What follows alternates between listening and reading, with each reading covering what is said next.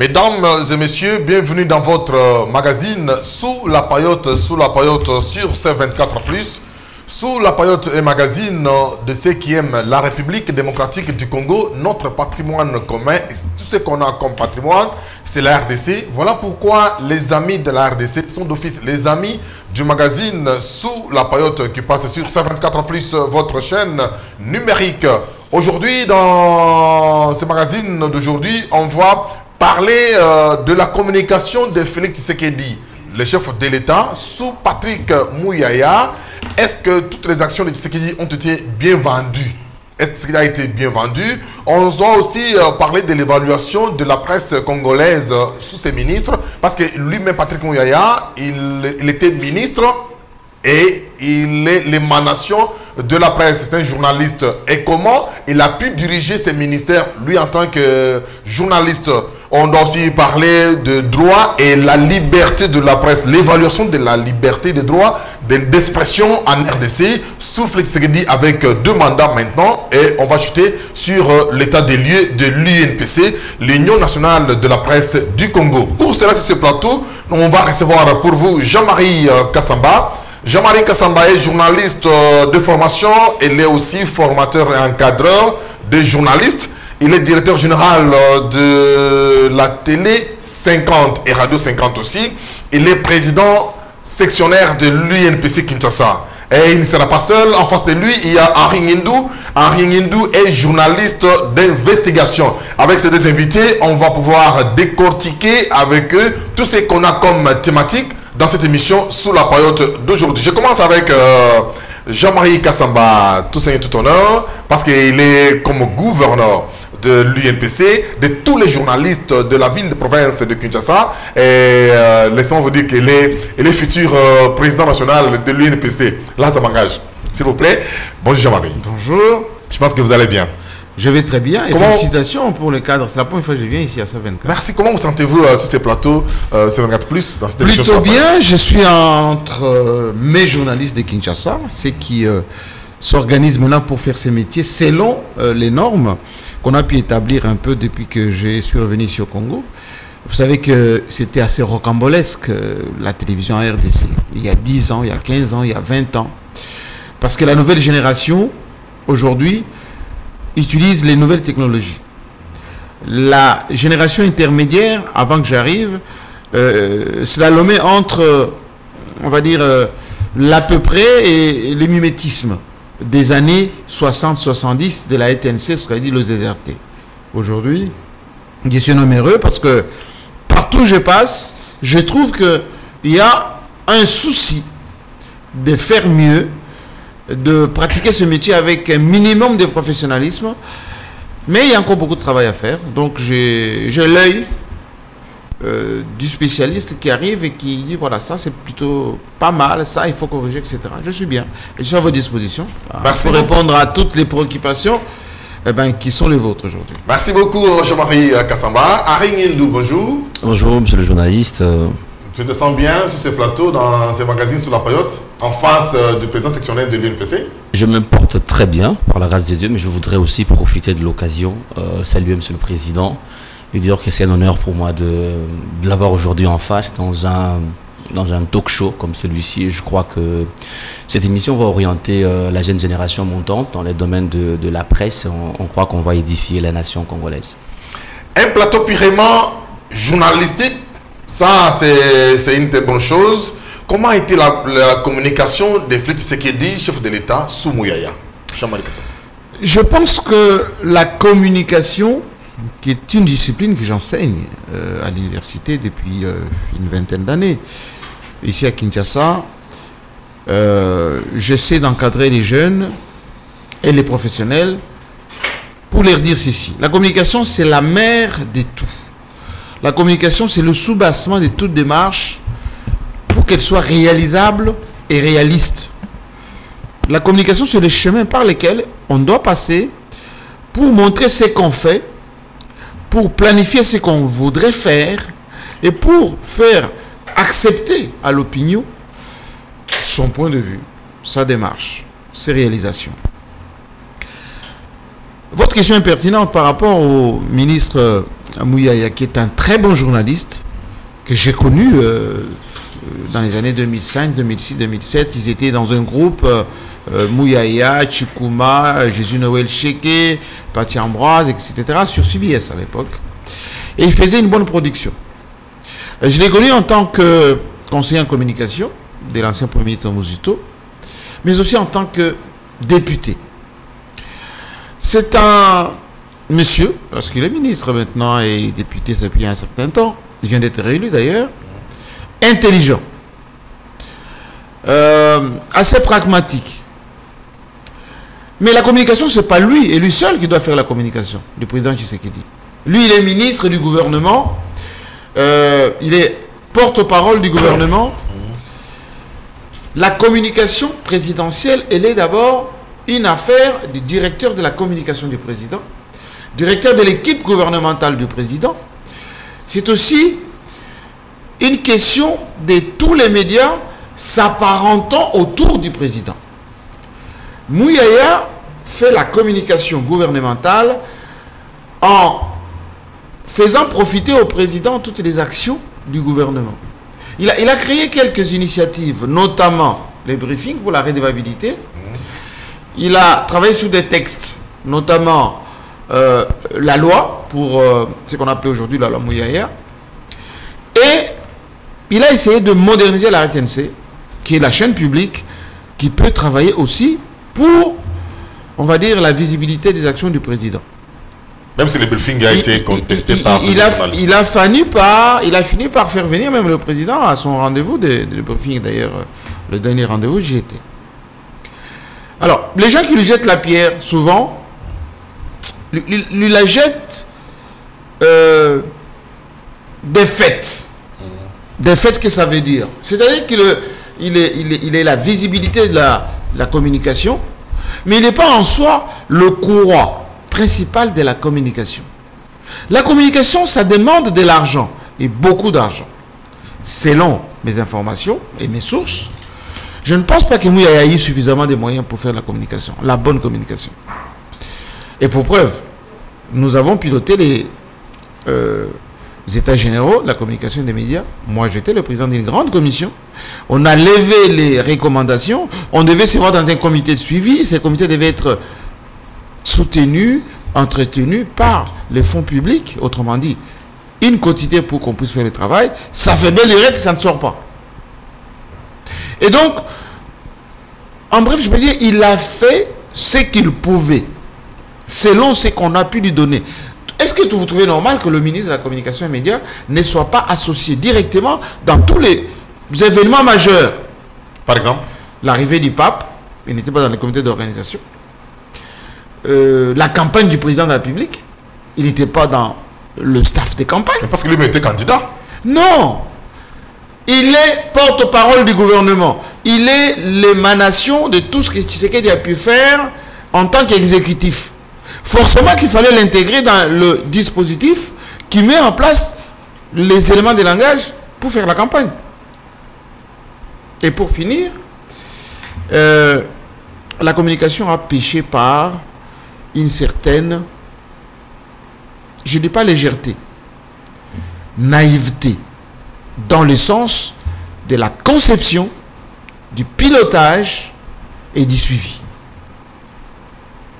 Et ça concerne les collaborateurs proches, les médias du réseau, ce qu'on appelle de la galaxie, Fachi, mais aussi les gens de bonne volonté qui ont bénéficié des biens de Fachi, des ordonnances de Fachi, de l'aisance de Fachi, de tout ce qu'il a pu mettre à leur disposition comme système de pouvoir.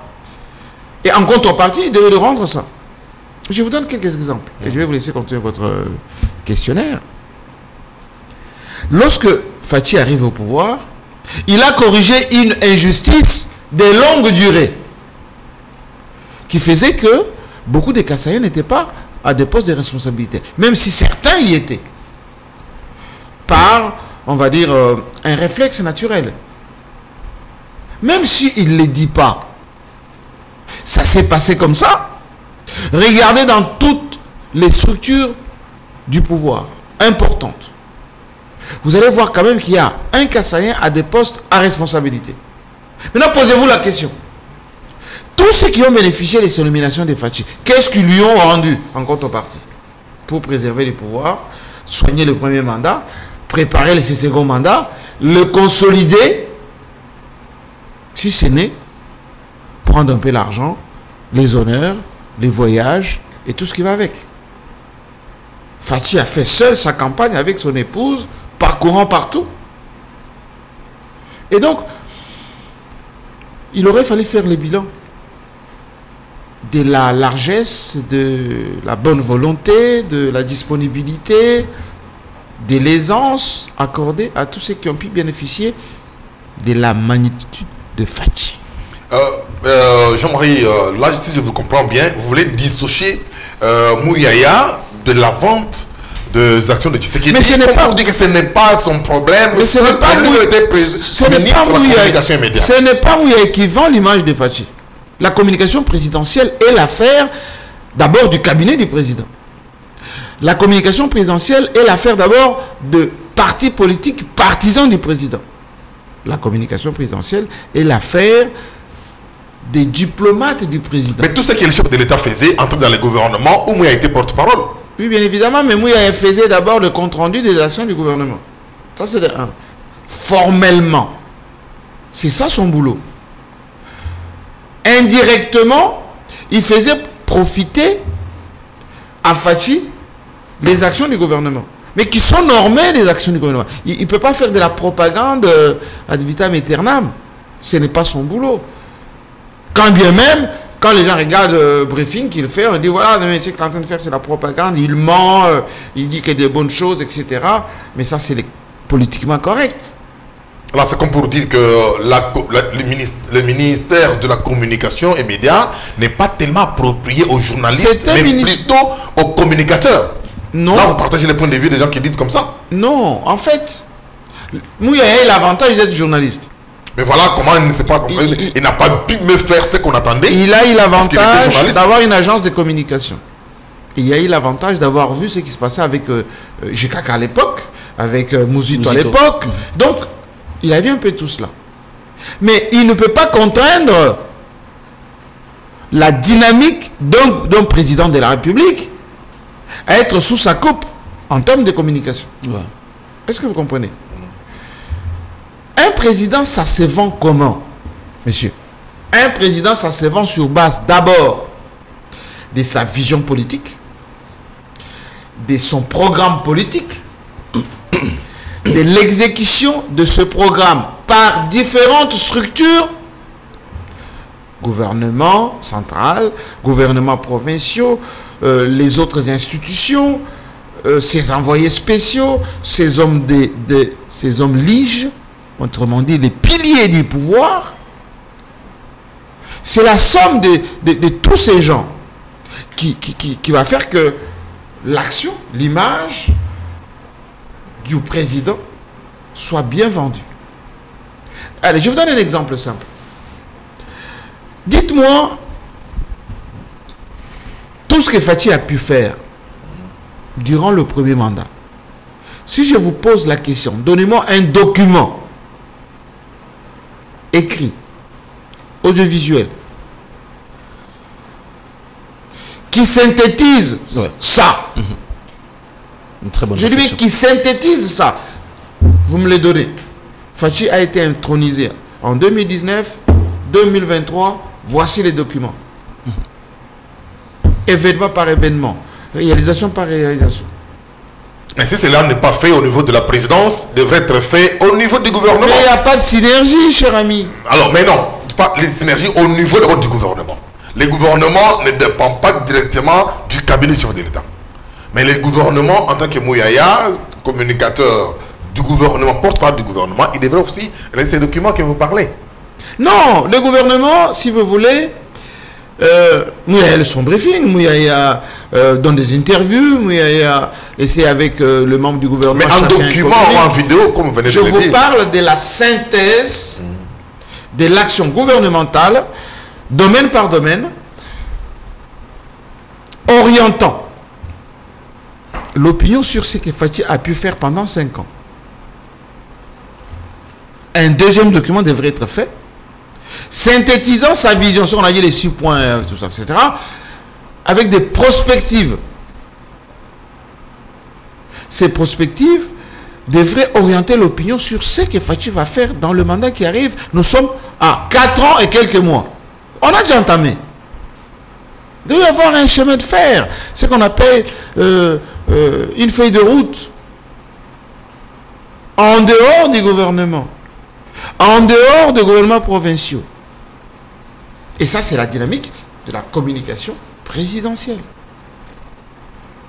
Et ça peut être financé pas par le cabinet du président.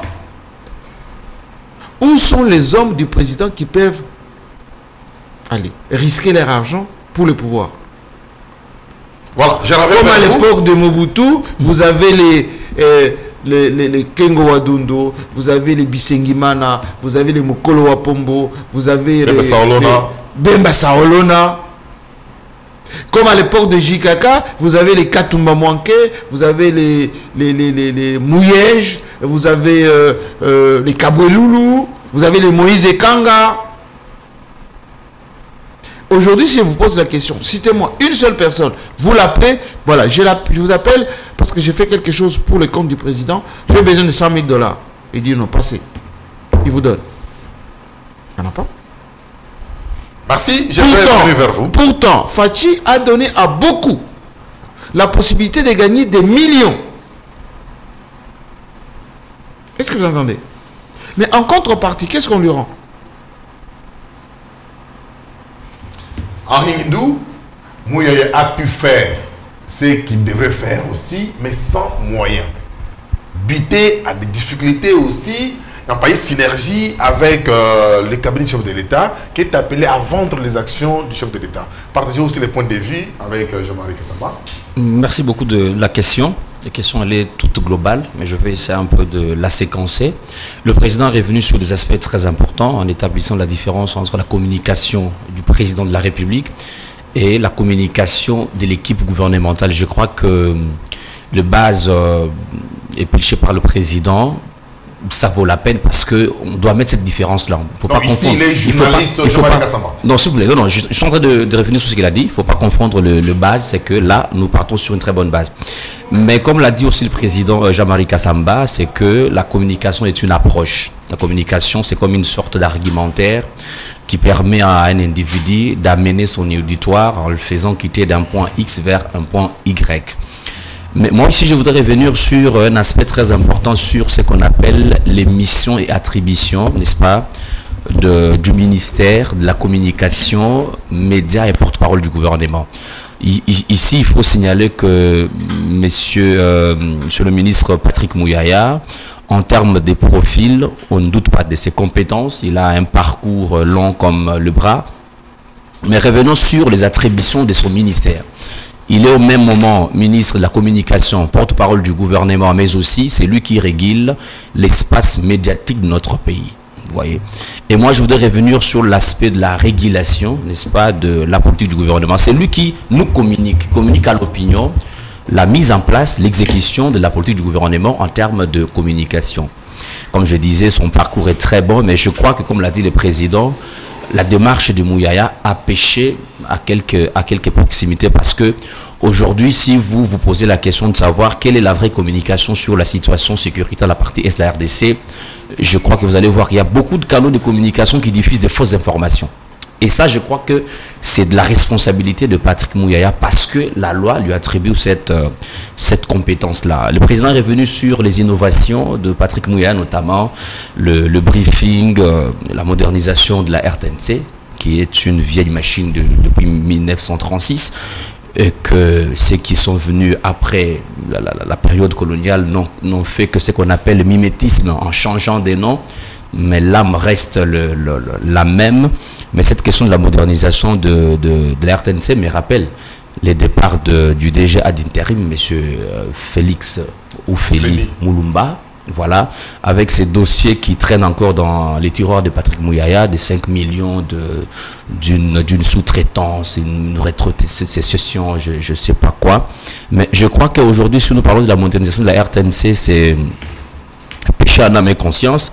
C'est là que je reproche au président les manques de la rigueur dans sa réflexion, parce que si aujourd'hui on dit que Mouyaya a modernisé la RTNC, je crois que c'est se moquer de tous ces fonctionnaires de la RTNC qui, du jour, nuit, n'est-ce pas, décrit la mégestion de cette institution de l'État qui devait en principe, qui d'ailleurs vend l'image du président avec tout ce qu'on connaît comme tâtonnement. Mais revenons sur le fait qu'aujourd'hui, Patrick Mouyaya, j'ai même suivi le président, j'étais étonné d'entendre le président Jean-Marie Kassamba, lors du briefing le plus récent, demander au chef de l'État si on pouvait, dans la mesure du possible, reconduire Patrick Mouyaya. Mais je me dis, monsieur le président, il y a quelque chose qui ne va pas. Mouyaya devra-t-il être reconduit parce qu'on fait une demande ou parce qu'il a un bilan à défendre, un bilan qui demeure positif aujourd'hui?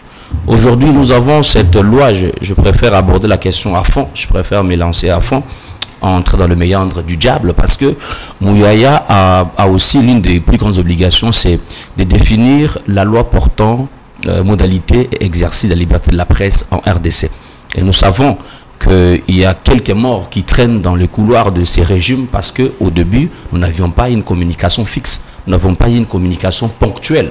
Aujourd'hui, nous avons notre confrère Sani Boudiakouya qui est en prison parce que un sale dossier lui est collé. Mais je me dis, doit-on reconduire le même Patrick Mouyaya qui, du reste, je dois vous le dire, moi j'ai connu Patrick Mouyaya en 2015 lors d'une grande interview réalisée par le président Jean-Marie Kassamba, Patrick Mouyaya et l'ancien président Joseph Kabila.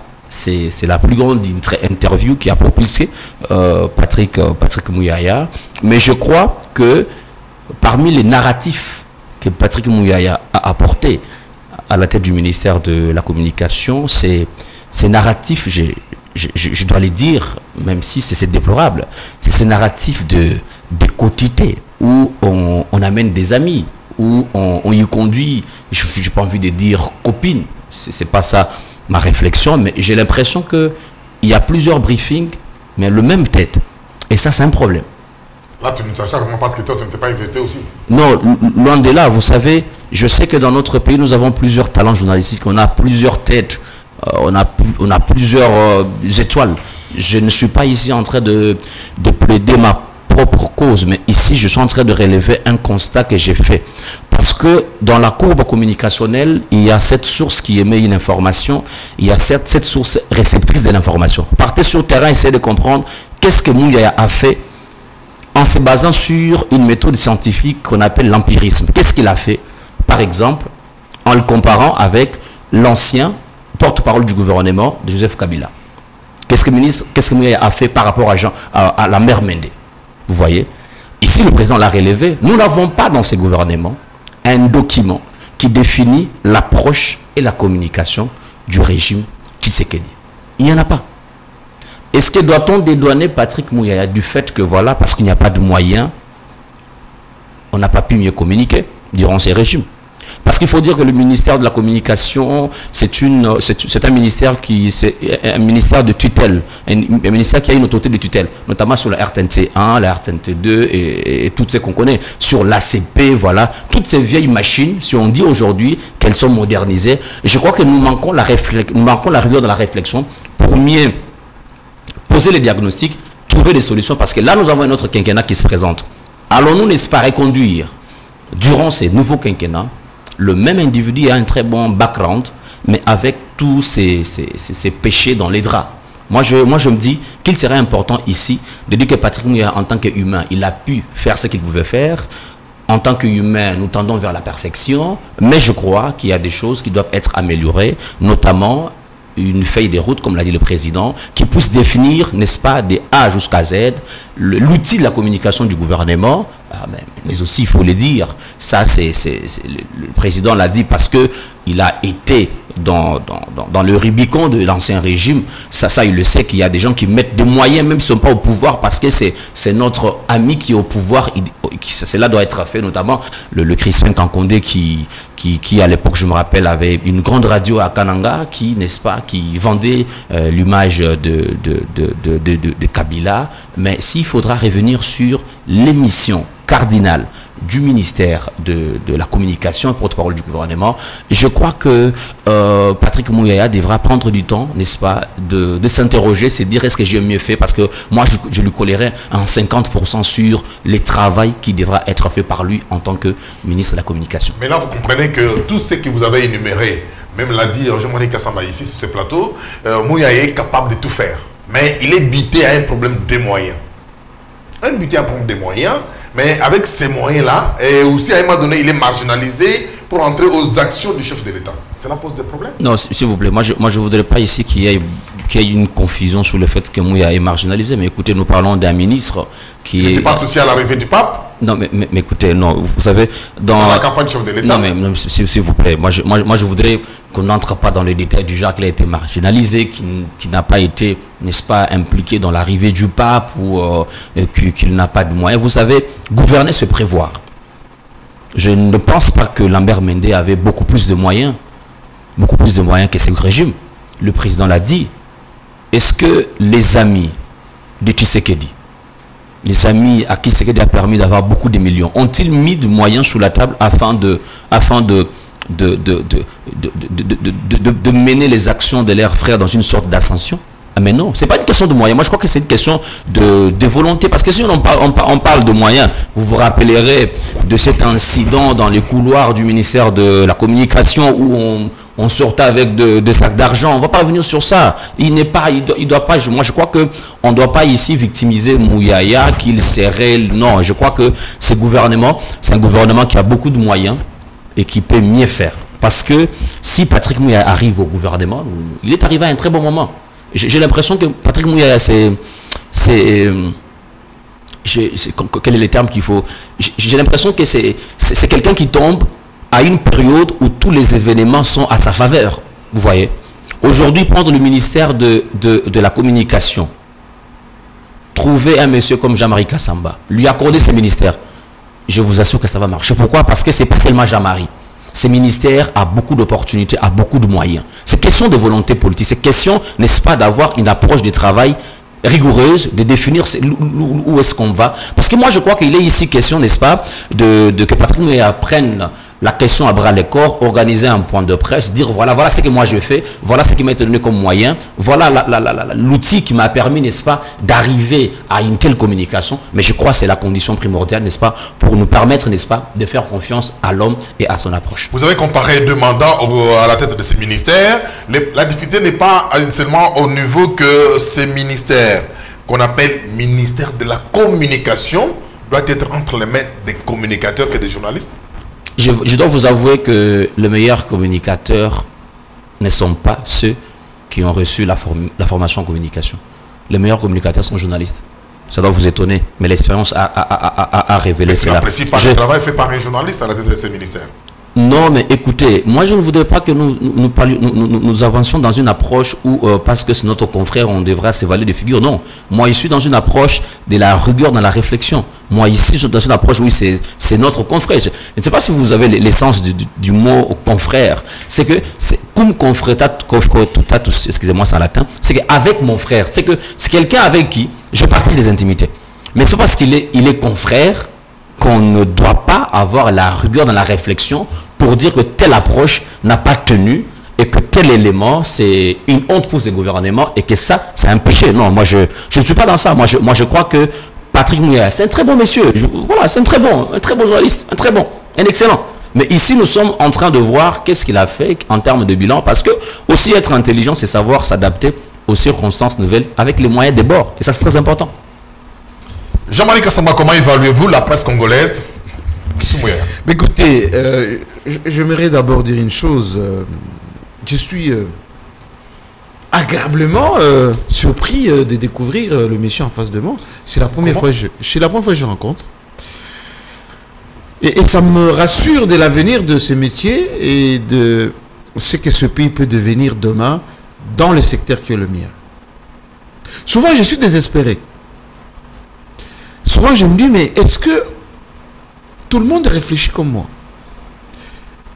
Vous savez, je suis souvent diabolisé parce que je fais des analyses qui ne mettent pas les gens dans leur assiette. Mais voici un monsieur. C'est un monsieur. C'est pas un jeune. C'est un monsieur. Qui fait une réflexion simplement scientifique. Il n'y a pas de méchanceté dans ce qu'il dit. Il analyse, il décortique et il propose. C'est ce qui manque à ce pays. Il faut que dans notre pays, qu'on arrête de diaboliser les gens qui analysent, qui proposent et qui vous donnent les préceptes élémentaires. Ce qu'il a dit, c'est pas savant, c'est élémentaire. C'est ce qui doit être fait. Je voulais rappeler tout à l'heure que Patrick Mouyaya, c'est un bon journaliste. On l'appelait d'ailleurs PPDA. Il a une agence de communication, il a beaucoup de bon sens. Mais ce qu'il a fallu, c'est l'évaluation.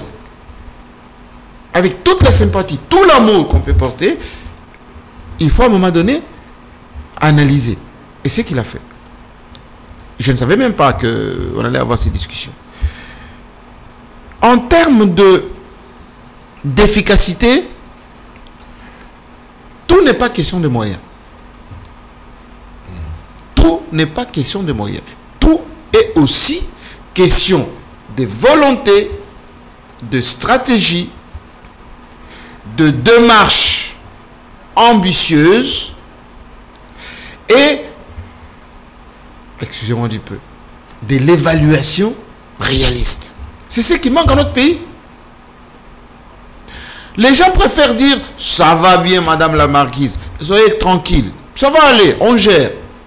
Mais vous ne gérez pas. Parce que juste après, il y a le retour de ce qui n'a pas été fait correctement qui vous saute à la figure.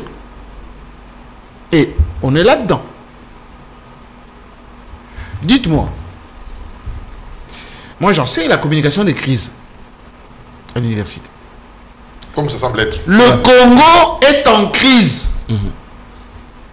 Lorsque vous traversez une crise, il faut avoir des équipes, ce qu'on appelle des cellules qui analysent la crise, qui proposent des solutions à la crise et qui envisagent les mesures pour empêcher les futures crises.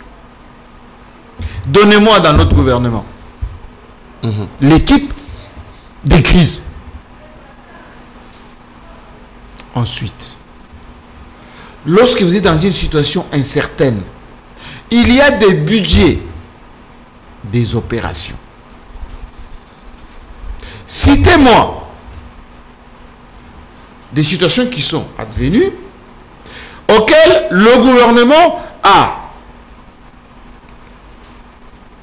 alloué des budgets spécifiques avec un chronogramme et s'est libéré.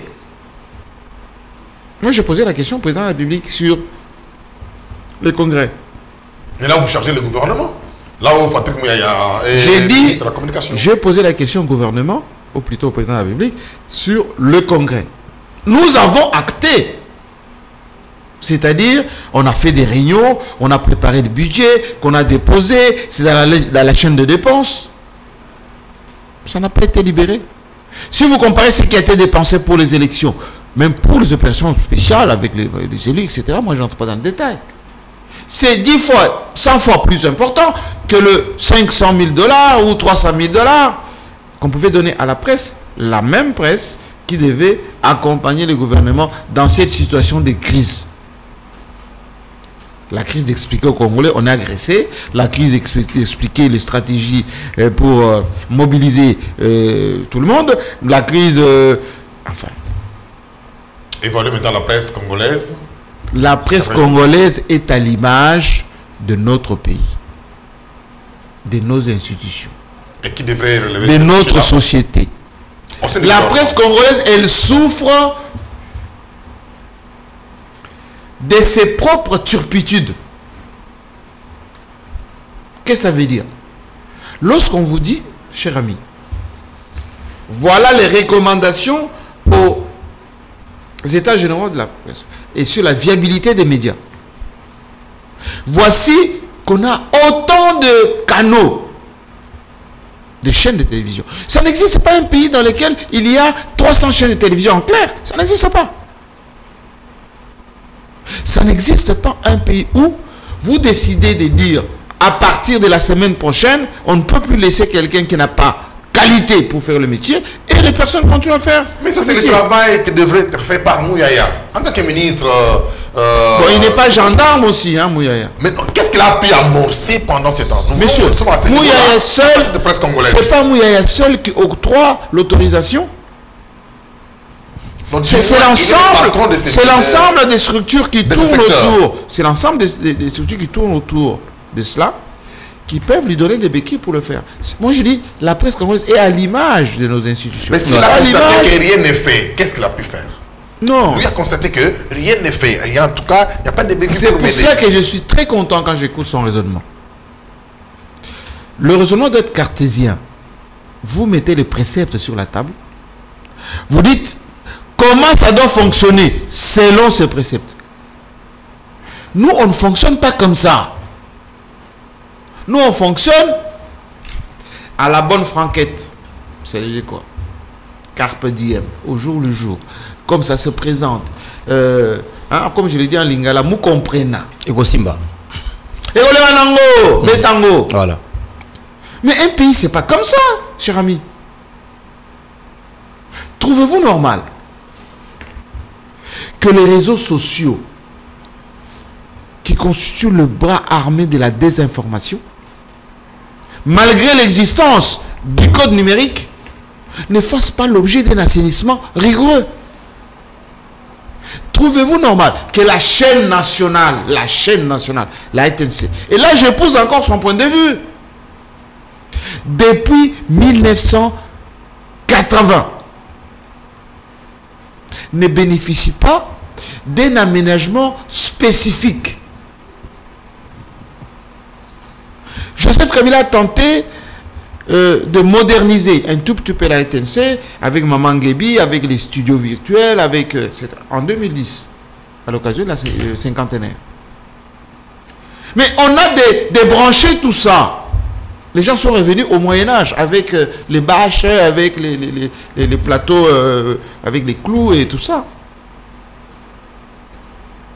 Il y a encore, il n'y a pas longtemps, une volonté d'équiper la RTNC. Bon, allez-y voir, faire un petit tour. Moi, j'y vais souvent parce que je suis président des journalistes pour constater ce qui est fait. Les mêmes collaborateurs de la RTNC s'inquiètent, se plaignent. Faire cette analyse, ce n'est pas aimer et ne pas vouloir aimer les gens. Ce n'est pas dénigrer les gens. C'est tout simplement constater que vous ne pouvez pas aller en Afrique du Sud.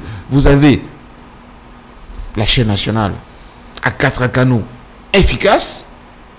Vous allez, excusez-moi, vous avez l'Afrique du Sud trop riche. Vous allez au Nigeria à côté. Vous allez en Côte d'Ivoire. On a été pour le mondial. RTI 1, RTI 2. Vous allez au Sénégal. Ce sont les pays que je connais. RTS 1, RTS 2. Ils sont en milieu de ce que nous sommes.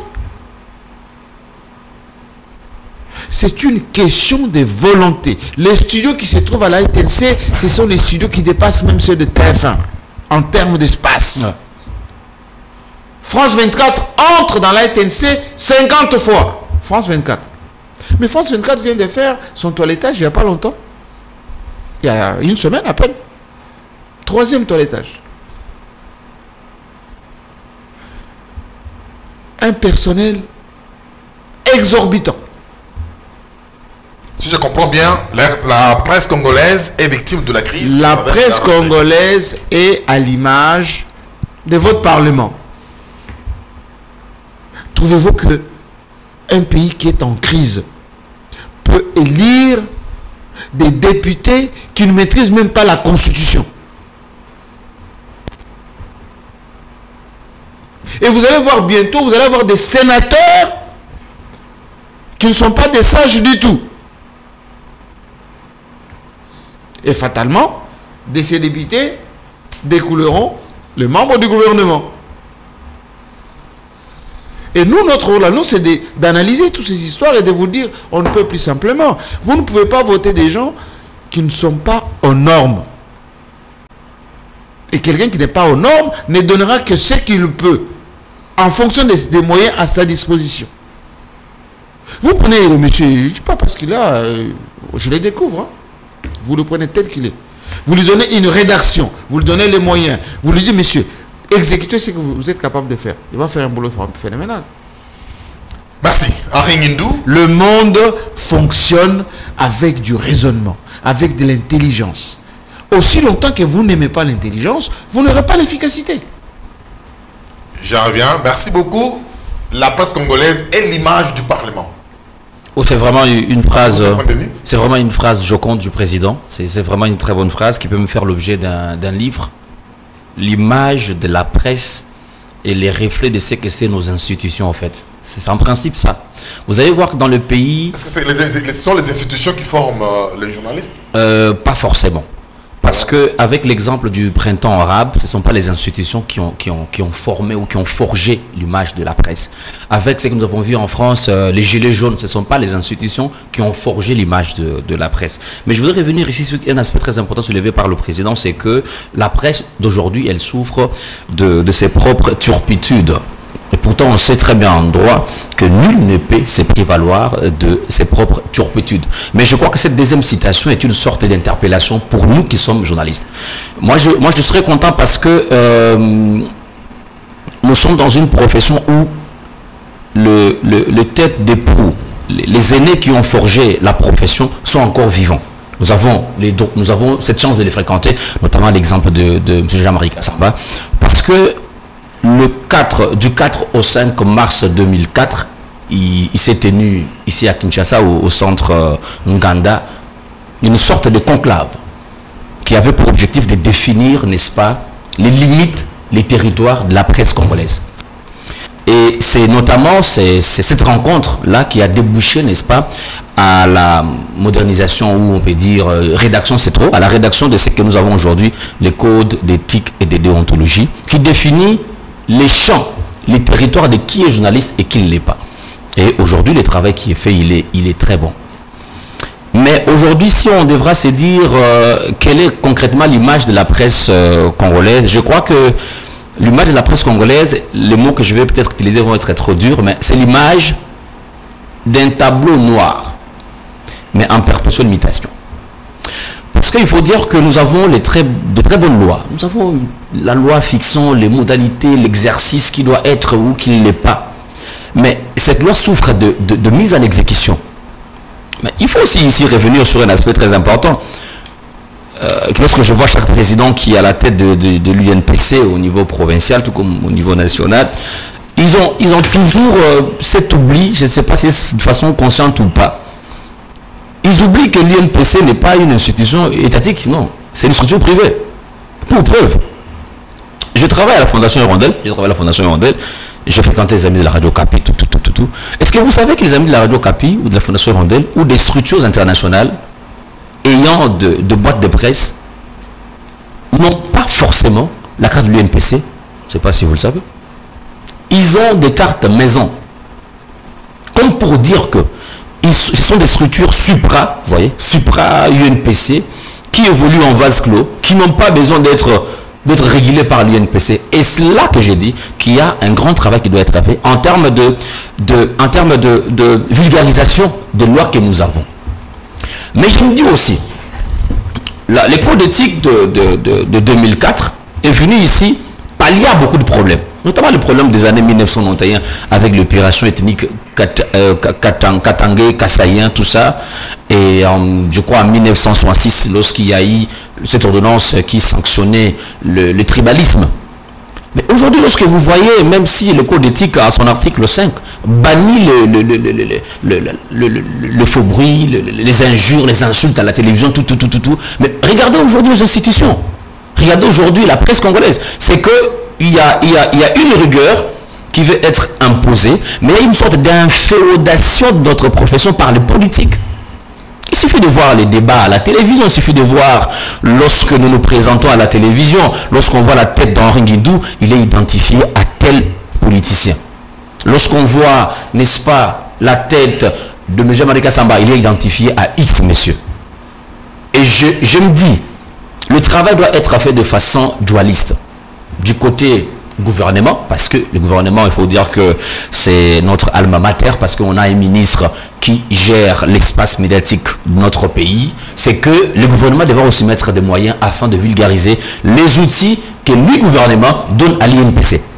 Parce qu'aujourd'hui, nous parlons de la loi Patrick Mouyaya. Pourquoi cette loi doit-elle porter le nom de Mouyaya?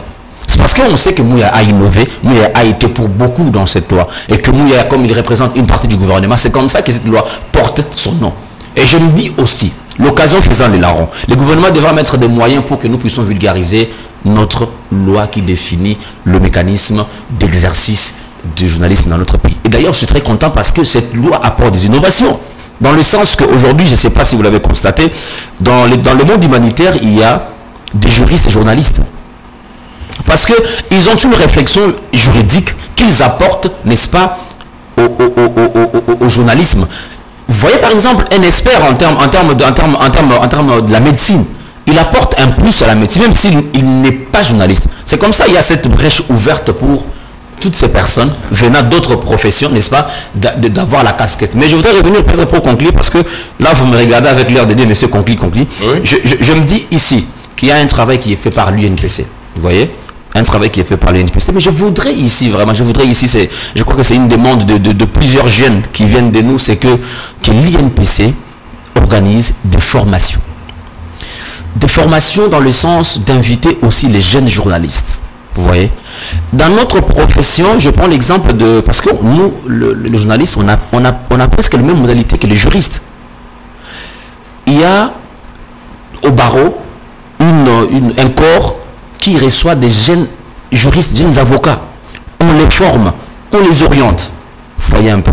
Si nous avons cette chance-là au sein de l'UNPC, d'avoir des incubateurs, on nous forme. Vous voyez, la formation, parce que c'est quoi le problème? Qu'est-ce qui gangrène la presse congolaise? C'est que nous avons de nouvelles formations, mais de mêmes personnes. Des formations à l'étranger, même de mêmes personnes. Et ça, moi, je crois que c'est peut-être un leitmotiv de beaucoup de jeunes pour que nous puissions améliorer ce que nous faisons comme travail. Mais n'oublions pas que l'image de l'UNPC, l'image de la presse, de façon générale, c'est les reflets de nos institutions en définissant, n'est-ce pas, de mécanismes de l'application de ce que nous appelons aujourd'hui la liberté de la presse, la démocratie, et voilà. Jean-Marie Kassamba, dans votre qualité de président sectionnaire de l'UNPC, quel était le lieu de l'UNPC? J'aimerais ajouter un détail sur ce qu'il a dit que je trouve pertinent, c'est-à-dire que le Congo, notre pays, c'est principalement un pays des rendez-vous manqués. On énonce beaucoup de bonnes choses. Vous savez, moi, quand j'étais jeune, dans les années 80, j'étais dans mon bled là-bas, à Mbujimai, Mobutu avait dit « Objectif 80 ». C'est-à-dire agriculture, priorité des priorités. Nous, au rendez-vous du donner du recevoir, on sera premier, à défaut deuxième, jamais troisième. Patatras 81, première dévaluation des aires-monnaies. Et tous les péchés d'Israël ont commencé jusqu'en 1990, pillage du reliquat économique laissé par les Belges. Parce qu'il avait réalisé déjà dans les années 70 ce patrimoine à ses amis qui n'ont rien fait avec. À la conférence nationale souveraine, dans les années 90, les Congolais ont dit « Enfin, nous allons redéfinir un pays plus beau qu'avant, avec des institutions, avec la démocratie cette fois-ci. » Ils ont perdu 7 ans. Des rendez-vous manqués. Vous pouvez chuter pour notre gouvernement sur gouvernement. Oui, je vais y revenir. Ça serait bien, je vais chuter par là. En 97, le musée vient, il balaye le plancher. Les gens croient en musée. Révolution de la mentalité, de discipline, etc. 2 ans après, on tue le musée. Joseph Kabila arrive, les gens se retrouvent à Sun City. On jette les nouvelles bases pour une république, 1+4, puis on va organiser les élections, on va avoir une nouvelle constitution. Les gens ont cru à ça. Le même Kabila, combattu par ses propres frères, Katangé, et certains leaders qui étaient avec lui. Et il a pu faire ce qu'il pouvait, Kabila. 2019, il cède le pouvoir à l'opposant numéro 1, enfin, le fils de l'opposant numéro 1. Moi, j'étais éberlué de voir ce que j'ai vu au Palais de la Nation. Marie mène en blanc. 5 ans après, on est à se poser la question si il y a eu efficacité, il y a eu bilan positif, qu'est-ce qu'on a pu faire. Et aujourd'hui, vous me posez la question, faites état des lieux de l'UNPC. Mais mon ami, lorsque je suis élu à la tête de l'UNPC, j'ai donné cette réflexion-là. Vous m'avez demandé, qu'à son âge de paix à son âme, d'apporter de la révolution. Apporter ce que vous avez constaté que j'ai fait de bien. Fauteuil blanc, télé 50, ce que j'enseigne. Oui, président, apportez cela au niveau de l'UNPC. J'ai dit, monsieur, il faut assainir vos têtes. Ne soyez pas dans une presse de pauvres. Un journaliste pauvre, il ne peut pas créer. Je vous avais dit, un reportage, ça ne peut pas coûter $50. Parce que les gens allaient à un reportage pour $20. Je vous ai montré les modèles que fauteuil blanc, c'est $10 000. J'ai reçu, bon, à l'époque, il n'avait pas l'argent, mais tout le reste qui est venu, ils ont payé. J'ai payé à chaque technicien de la TNC $100 pendant l'émission. Celui qui posait pendant 3 minutes la question, $500. Je vous ai dit, inspirez-vous de la réflexion, de la pertinence. Payez les petites cotisations. Soyez disciplinés. Ayez des rédactions des journalistes, pas des gens qui viennent s'asseoir. Non, GMK, il est trop ambitieux, et lui veut que tout le monde soit comme à Paris. Et on m'a attaqué, on m'insulte, etc. Et vous êtes découragé. Aujourd'hui, celui qui défend l'UNPC, des valeurs, celui qui veut que ce congrès que nous allons faire soit le congrès de ce que ce jeune monsieur, journaliste pertinent, a dit. Encadrer les jeunes, leur donner la possibilité de faire le vrai boulot des journalistes. De se départir de cette presse partisane, des collabos, des applaudisseurs, des relayeurs des points de vue. Nous sommes en quelque sorte un pouvoir qui s'ignore, enfin. Un pouvoir qui ne veut pas exercer ses prérogatives. Et c'est pour ça que vous voyez, moi je me cramponne à cela. Le président Tshisekedi, quand tu me dis j'aime qu'à pose la question, enfin, il a compris. Ben voilà. Il a compris que ce monsieur, quand il veut faire son métier, il le fait. Ce n'est pas par le désamour, ni par la haine, comme les gens qui vont dire au président Tshisekedi, Jean-Marie, il ne vous aime pas, il n'aime pas votre politique. Non, c'est faux, ce sont des menteurs. On aide quelqu'un en lui disant ce qu'il fait, et quand c'est mauvais, il faut dire que c'est mauvais. Voilà. Aujourd'hui, Félix Tshisekedi est victime des mensonges des gens qui sont autour de lui, qui lui disent, monsieur le président a avancé, ce que vous faites est bon. Alors ce n'est pas le cas. Ce n'est pas le cas. Soyons dans une dynamique de réflexion, exécution, évaluation et réajustement avec des mesures correctives qui vaillent la route. Ceci est valable aussi dans la presse. Ceci est valable aussi dans la presse. Merci. Voilà, c'est la fin de l'émission Sous la Paillote, sur ces plateaux de C24+. J'ai recevé pour vous Jean-Marie Kassamba, journaliste de formation et formateur et encadreur de journalistes, directeur général de la radio-télévision 50, président sectionnaire de l'UNPC. Il n'était pas seul sur ce plateau, il était avec Henri Hindou, journaliste d'investigation. Je vous dis au revoir et très de bonnes choses chez vous. Merci d'avoir écouté ce magazine sur C24+, votre chaîne numérique. Au revoir.